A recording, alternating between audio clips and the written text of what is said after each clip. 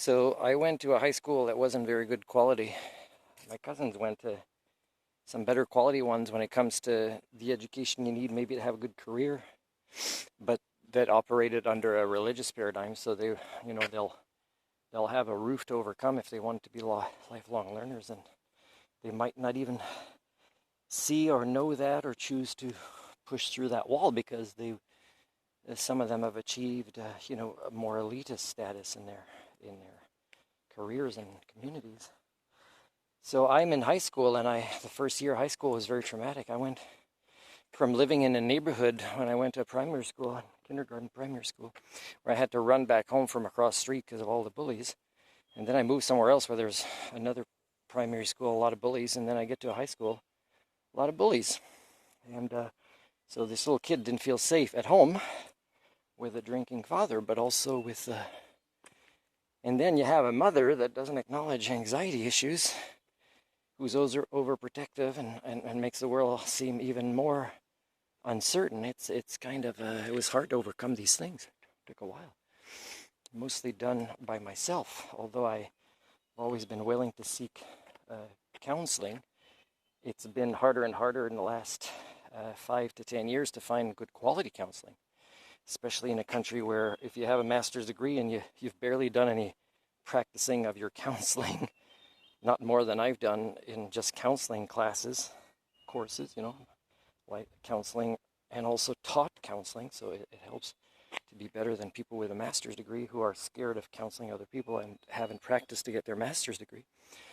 But what was weird is the high school I went to is one of the first teachers that also created trauma in that school for me was in my first year of high school ecology class, and I ended up hating the subject, not realizing till later that it's not the subject, it's the teacher. The trauma from the teacher just made me feel like I gave myself an appendix issue, which I might not have had, and because the doctors weren't sure, but they operated anyways, because you get paid and you practice, and it's not a big deal. You just bury the records, right? And so I got a scar for that. But I missed an extra week, I think, of school after Christmas break to not to go back. And it's strange because I would have loved that subject if I had a good quality teacher. And a lot of school issues I found were just the wrong teachers and making me believe, even telling my parents there was something wrong with me when there wasn't. And there was things wrong with me because of the environments that I was brought up in. But it wasn't that I didn't have a passion for learning, or I wasn't curious, or I didn't want to demonstrate how good I was with the right connection with the right teacher. I also demonstrated that. But when you go to high school where, other kids are throwing real ninja stars in the classroom, sticking to the walls, and the next day, the kids are there again, and so are the teachers that allowed this. And when you see the two biggest older kids in high school hit each other with chairs in a real violent fight, not like wrestling, where I'd go to wrestling with my uncles, and you see how they miss each other by, 6 inches, but the adults beside you don't see it. They're cheering it and they're drooling and they're like, kill him, kill him. They don't know the difference between the real world or not. It's kind of weird. I knew at a young age, something's wrong with adults. How am I going to learn human thinking tools? And I thank my grandfather who initiated me to critical thinking, probably unconsciously, by just observing him criticize or question the news when we watch the news. He had a picture of Trudeau on his walls, Trudeau Sr., whom he liked, but he had some flaws too, my grandpa. But he was a free thinker anyways, which is great for his generation. One of his flaws was believed too much in wrestling, but still it might have been just a release for him for the frustration of thinking outside the box among people who didn't. So it's kind of weird that we don't focus on quality education so much. We're still thinking at times like this, when we are so silly about not possessing scientific paradigms, where I go to a fast food place last week, and the lady goes like this, and then touches all the outside of her gloves as she puts them on, Ooh, I'm glad she served the customer after me. But still, you know there's something wrong when 99.6% of people don't question this stuff. And when I go in, I said, oh, you know, this plastic thing to show the floor is wet, that's actually in two pieces instead of one in a triangular fashion on the floor just to kind of guide people to go that way. Well, that's a serious slipping hazard on the floor, that plastic thing. And somebody with mental illness that I believe had also developed into developmental disorders because it was probably untreated the right ways for a long time, quickly, and this was an adult older than me, quickly came and picked it up after I told the lady who was talking to this person who acknowledged me at the door, as if there was something wrong with him, you know.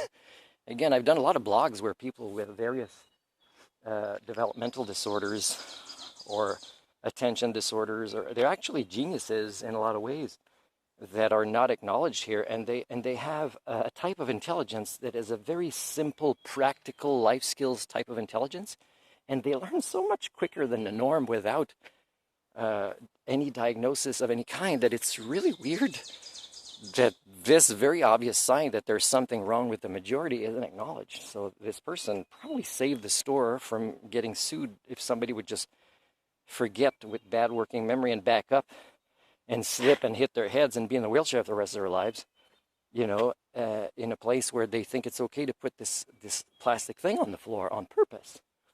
And so we need more people with supposed disabilities, but who are superior in a lot of other ways to be working, even if it's just volunteer. So, but in these paradigms where you see politicians, you know, thinking that they're serving their public by making political decisions or economic decisions and not scientific decisions for the good of their own kids, even the politicians, then you know there's something seriously wrong that cannot be fixed in this generation.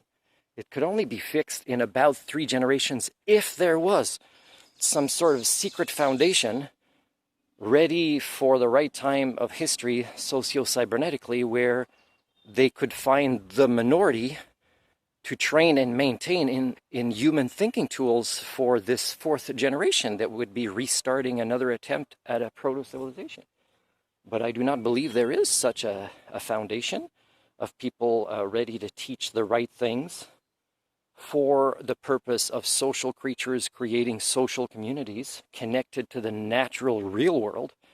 There is nothing like this. And it's gotten to the point where I think this is the last crash of a proto-civilization in the history of this species, the people primates, the Homo communia.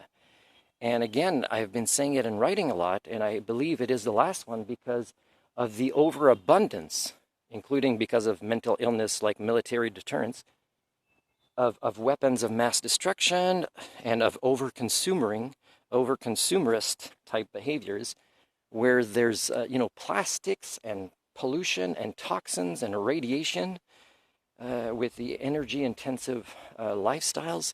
This has never happened in the crash of past proto-civilizations, so what is going to happen now? And again, this is why I want to focus.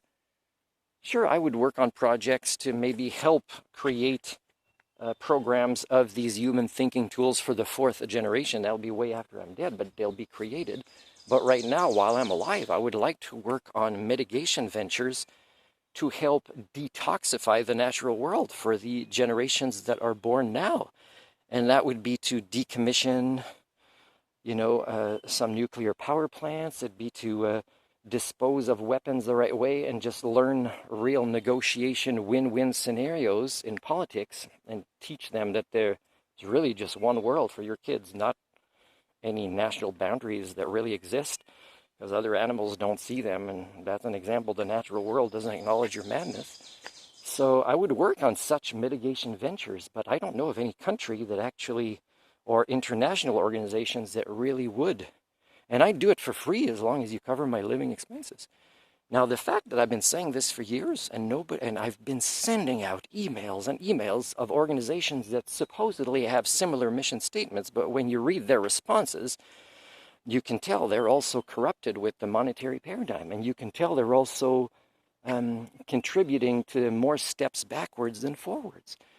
But again, I'm still looking, and I've really done my due diligence, not just in Canada, but around the world, to want to offer my services towards something that matters. Because I've lived long enough now outside the pursuit of the monetary paradigm that I'm not scared of being poor. I know that there's ways not to live under a bridge, and there's ways to keep myself healthy, to not be dependent on a medical system that would make me more unhealthy. So, I don't know, it's kind of weird that I'm still alive at 50 and that it's unlikely I'll find a meaningful purpose as I'm still healthy and wondering what the hell to do. What the hell can I do on my own without collaborations?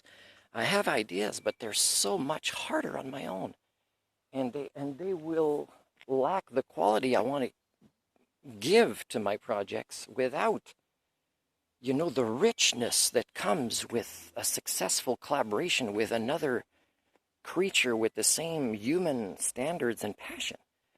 And even just one, even if I found just one person like this to, let's say, work on a school program that we would document really well and leave as a legacy, that would be worth my life continuing. But I find that even though I'm trying on that goal as well, it is very, very hard to achieve. I'll probably end up living a hell of a lot longer than I'd like and not accomplishing all the things that I would have had the energy, the motivation, and the skill sets to accomplish. This is cruel. This is cruel doing this to me, people. I really want to be of service. I've never actually been lazy, never actually have been lazy. Always rebelled against the status quo, never wanting to be part of the problem instead of the solution, but never until the last few years known how to explain that that was the case. And now that I can, the discrimination and alienation I experience from others is tenfold, so not very nice.